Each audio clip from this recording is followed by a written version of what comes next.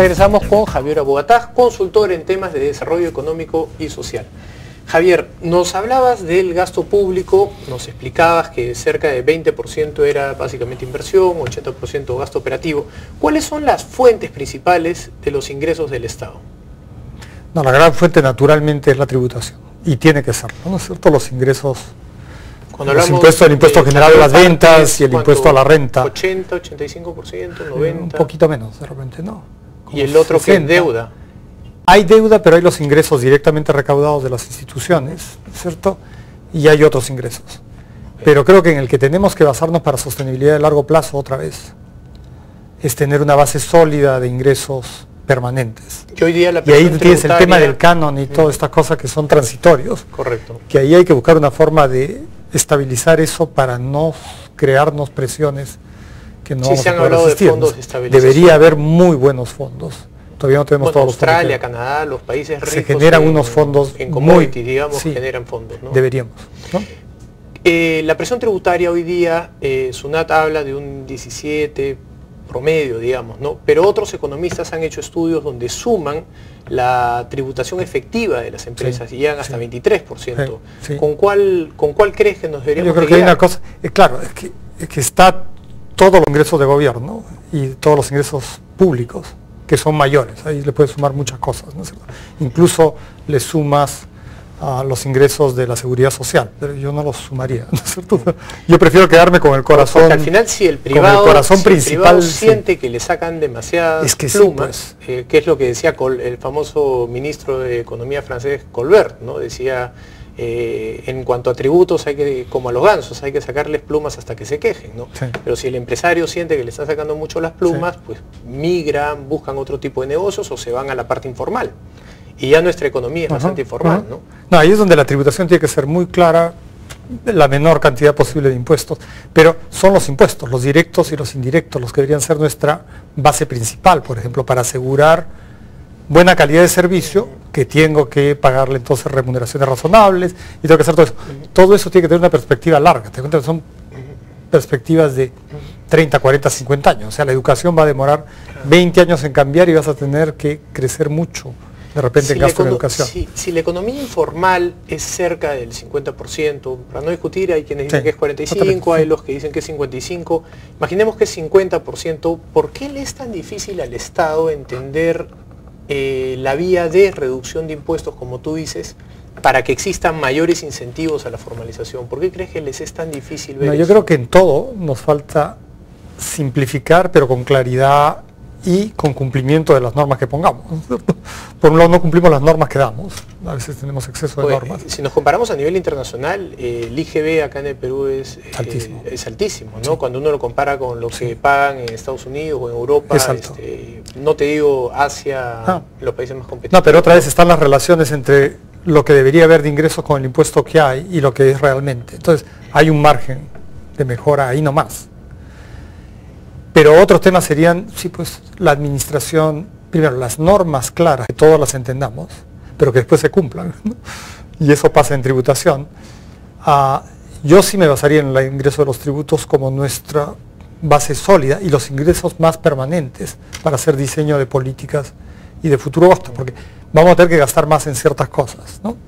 Evidentemente va a haber que gastar más en remuneración. Educación quizás es uno de los que requiere más plata, educación y ciencia y tecnología, ¿no?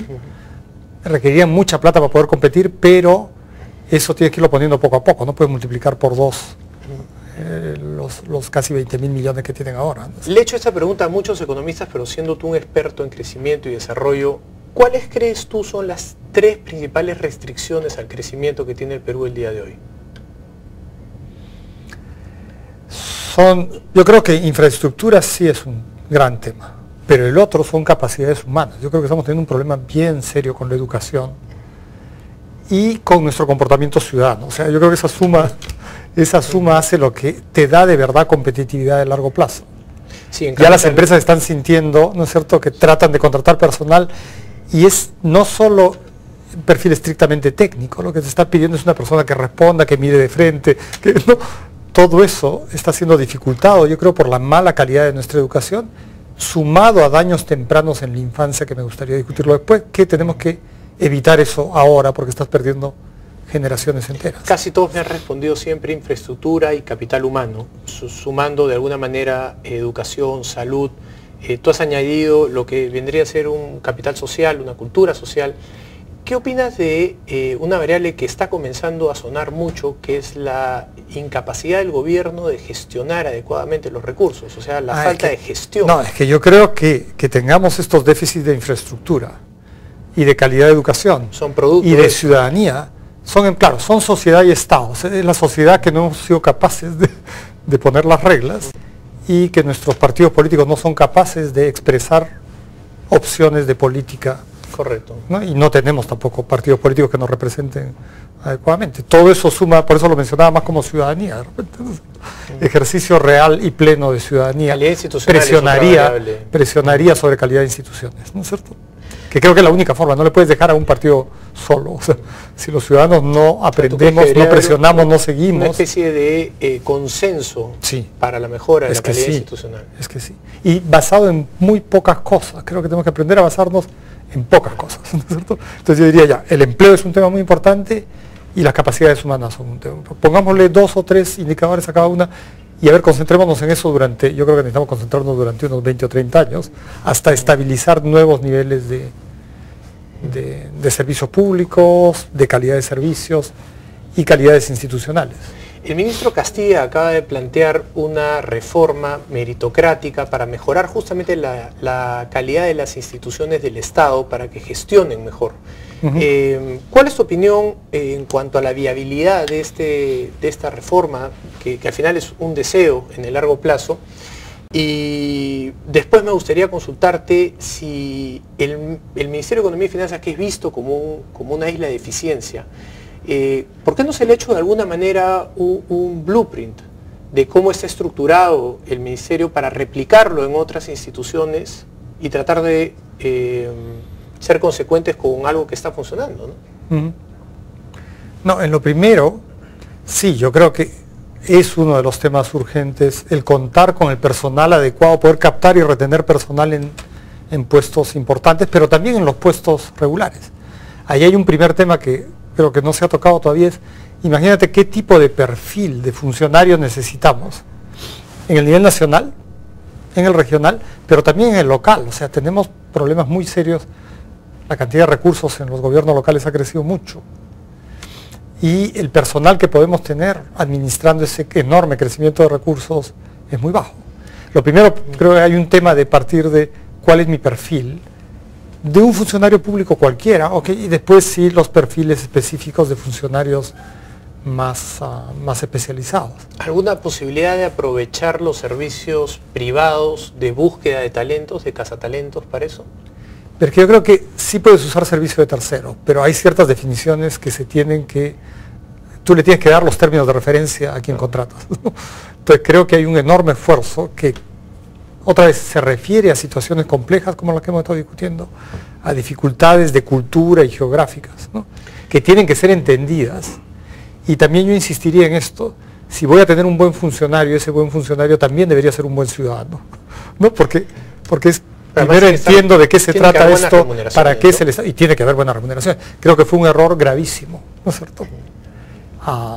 La bajada de remuneraciones al inicio del gobierno de García y causó daños, incluyendo en el Ministerio de Economía y en otros lados. O sea, se dañó porque bajaste los sueldos, se fue mucha gente muy capaz y lo reemplazaste, ¿no? como fuera posible. Entonces, sí, remuneraciones es un tema. Cuando estuve de viceministro, por ejemplo, se logró casi que las remuneraciones de viceministros y directores generales estuviesen compitiendo con el mercado.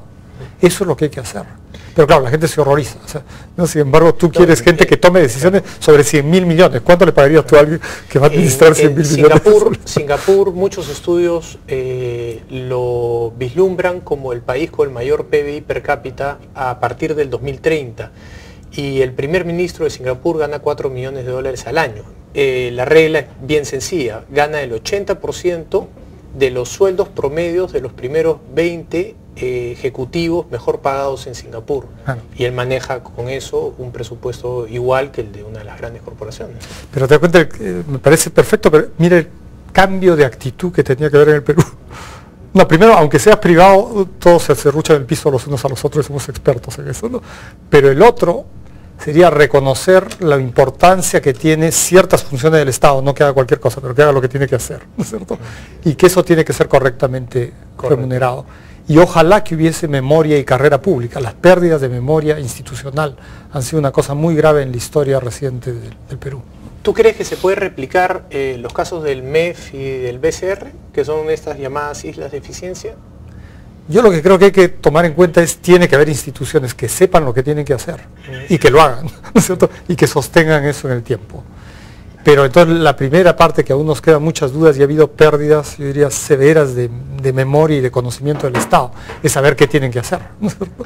Entonces esa definición de qué tienes que hacer es la base para el perfil de los futuros funcionarios. Te agradezco muchísimo, Javier, por la entrevista, ha sido muy interesante y espero volverte a tener para hablar de la otra parte, que es la parte del desarrollo. Sí. Te agradezco mucho. Gracias. Muchas gracias. Vamos a una pausa, regresamos. Me dicen que me despido. Hasta mañana, lo dejamos en Primero a las 8 con Jessica Tato.